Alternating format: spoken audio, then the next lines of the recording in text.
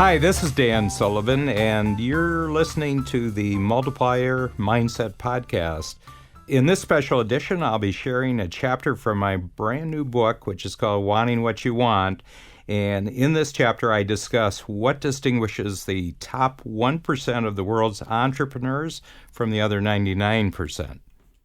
The big thing that I've noticed from coaching entrepreneurs for 40 years is a real dividing line between super successful entrepreneurs and those who peak after reaching a certain level of success. The dividing line seems to consist of two words, needing and wanting. There are the vast majority of entrepreneurs who are as successful as they need to be, and then there's an elite group of entrepreneurs who grow and grow and grow with no apparent ceiling. The difference I've noticed from studying these two groups extensively is that the second group of entrepreneurs is as successful as they want to be. When you're as successful as you need to be, there's a stopping point that you reach when you've satisfied your needs. It's unconscious, of course, so the entrepreneur won't even notice that it's happening. But when you're as successful as you want to be, you just keep growing and expanding. And this is because the moment you reach one level of wanting, there is another just beyond that. I began to see this distinction make a huge difference between people who get to a certain level and stop and other entrepreneurs who keep growing all their lives. And it all comes down to the difference between needing and wanting.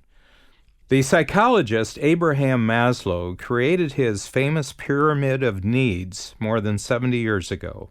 In Maslow's hierarchy, there are 5 levels of needs: survival, safety, belonging, esteem, and self-actualization. These 5 levels implicitly ask this question: are you everything you could be? And this suggests that there's a perfect you, an idealized version of yourself that is based on other people's judgment of what you should be. Well, that describes needs, but what about wants? The payoff for wanting is not self-actualization, but rather self-transformation. From this perspective, you can picture yourself becoming something that is always bigger and better. You don't need to reach some perfect you. You're a self-transformer who keeps making your future bigger and better by wanting a life of expanded freedom. And I found there to be 4 key differences between needers and wanters in the world. Difference number 1 is internal versus external. For one reason or another, needers are taking their directions from outside external sources. They're being told, you'll be successful if you do this, and they do this. Plus, they have certain necessities. They have to make a certain income for their family. They have to attain a certain position to establish themselves at a certain social level. More than likely, they're in an industry where there are rewards for being considered the top person. But in every case, all the judgments and all the criteria about how successful they are come from an external source. Once they reach the top, once they satisfy their needs based on external criteria, there is nowhere further to go. They step off the gas pedal. They've reached the top. But this is strictly in the eyes of other people. Now, people who are as successful as they want to be are 100% internally driven. So all their goals and all the standards by which they're living their lives don't come from the outside. They actually come from the inside. Consequently, they don't pay much attention to external standards. They have a certain sense of what constitutes a breakthrough for them, and consequently, they're a constant surprise to the people who know them and work with them. They always seem to be doing something that goes beyond what anyone else would need to do. Often you notice this as they get older. It's almost as if at 70 they're more ambitious than they were at 50. Yet at 50 they were more ambitious than they were at 30. People who are externally driven have a sense that when you get to a certain success in life, you just maintain the status quo. But why would you want to stop growing? For the elite group of entrepreneurs, growth is a lifetime activity. And up until they run out of life, they're continually experimenting, innovating, and creating new breakthroughs. It all comes because they're as successful as they want to be and not as successful as they need to be. Many outside circumstances force you to need something, but no one can force you to want anything. Wanting is an independent motivation that comes totally from the inside. As an entrepreneur, you are not compelled from the outside to transform yourself and transform your company. You're entirely self-motivated to do it. This independent act of wanting results in greater imagination, greater vision, and greater capabilities.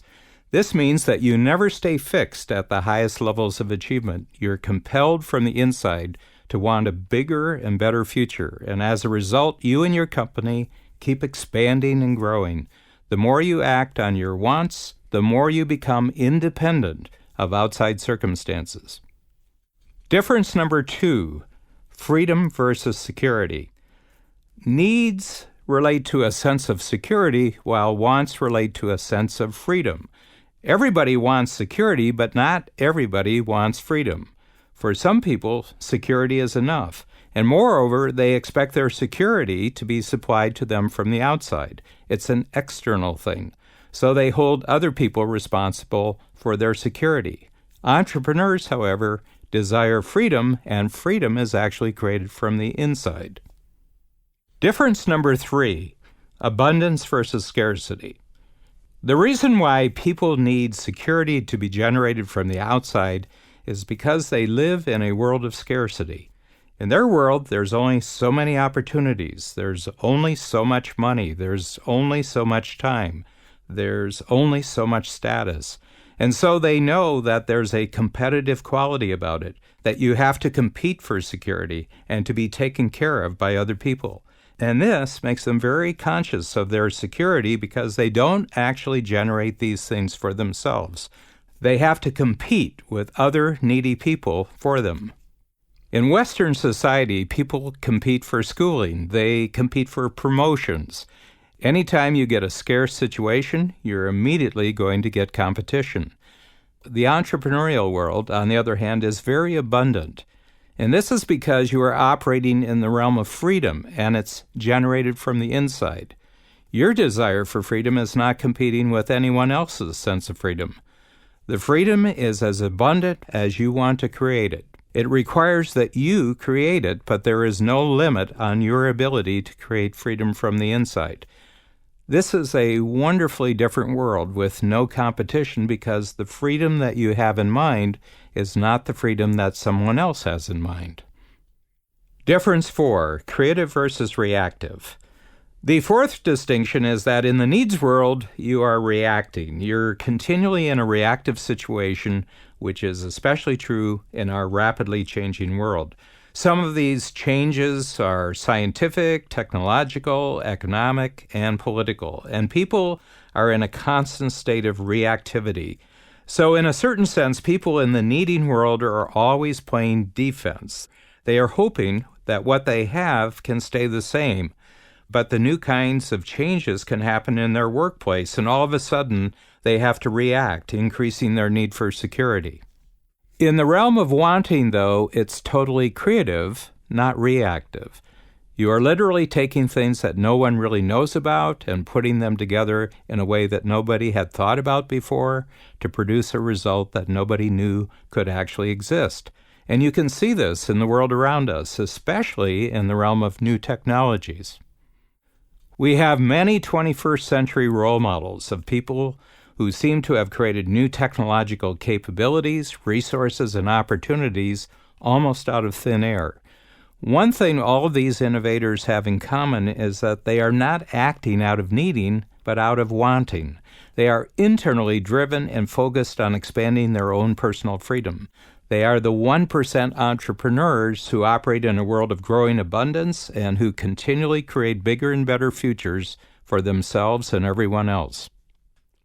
I hope you've enjoyed this special edition of the Multiplier Mindset, and if you'd like to learn more about this concept, you can get your copy of Wanting What You Want on our online store at strategiccoach.com.